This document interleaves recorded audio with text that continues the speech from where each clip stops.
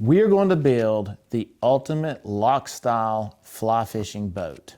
Loch style is a European word for lakes. So we're going to build a boat to catch trout in the lakes. This boat is going to be optimized for lightweight, ease of setup, and it's going to be made primarily, or going to be used primarily for small lakes. I hate inflating and deflating rafts, to the point I would just rather go wade fish in the river than get the boat out. Let me tell you a quick story. So we recently had a Loch style fly fishing tournament in Kentucky. And there were 3 or 4 boats, anglers that were competing, brought their own boats. Most of them were rafts, fly fishing rafts. I think there was one drift boat, but there was also a canoe. And yours truly ended up drawing the canoe in the first session. And it was very, very sketchy. It was very tippy. I mean, I didn't feel like I could lean one way or the other without risk of flipping the thing over. And in casting, you felt every movement.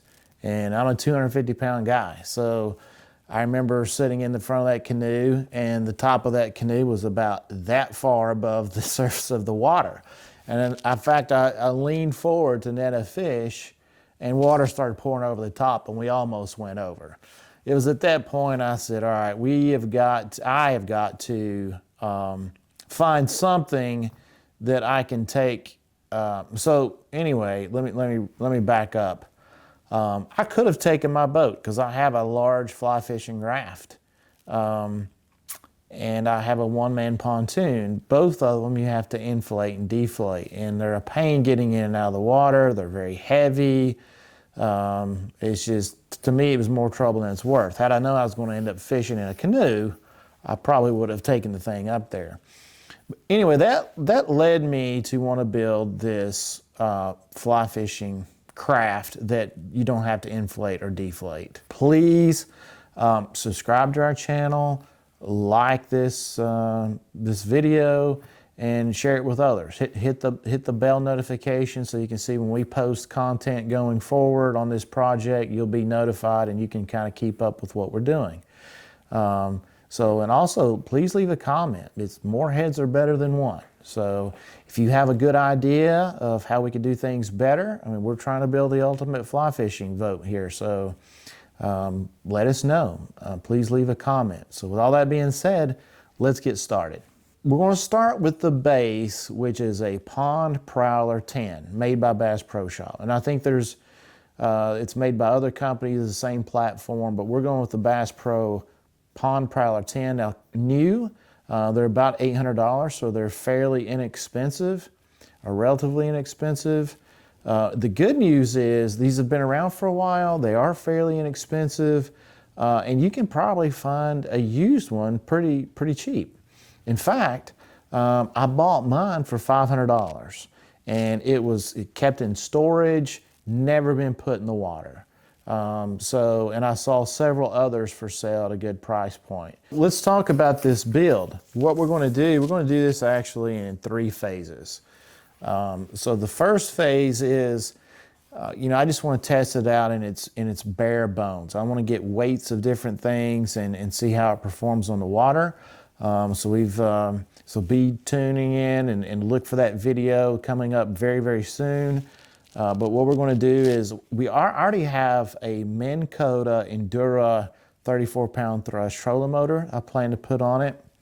And I have a Born 75 amp hour lithium ion battery, pretty lightweight, that we're going to use. I also have a Garmin, I can't remember the name of the model, fish finder, but it's their least expensive model. I'm trying to go cheap with this project and then slowly add on and improve as we get used to things. But that's kind of going to be phase 1. There's some other things we want to do, like add some cup holders, some grab handles, the HydroTurf, to kind of just make it more comfortable. And then we're going to move into phase 2. Of course, we'll test that and see how everything performs. Now, phase 2 we're going to add, because of we want to use this in competitions, we're going to have to add some oar towers and some oars. So I think I got an idea of how I'm going to do that with some kind of some NRS oar towers and some bars we're going to mount on the side. But anyway, we'll do that a little bit later on. Of course, we'll need the oars for it. Being a 10-foot boat, I'm thinking probably a 6 to 7 foot oar will be sufficient. And that'll be phase 2. So phase 3 will be our sonar upgrade. So we really want to take advantage of the technology that we have. So I think that the Humminbird, was it the live image with the 10-inch screen? I think, eventually want to add that so we can find the fish, find where they are. A lot of times in competition, that's the hardest part, is finding where the fish in the column, on their own points. Are they 10 foot deep? Are they at the surface? Are they 20 foot deep? And I think that live scope will help, or live imaging. It'll also tell us where our flies are in the water. So it'll help with knowing what our fly lines and sink rates are things. So that I really look forward to adding that later down the road. All right, so thanks for tuning in. Again, like and subscribe to this channel if you want to see how this project progresses going forward. And we're really excited to get this boat in the water and do some testing.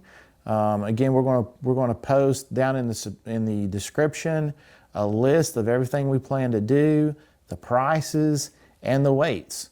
And we'll even have some links maybe that you can purchase these things where we get them. So stay tuned. Thanks.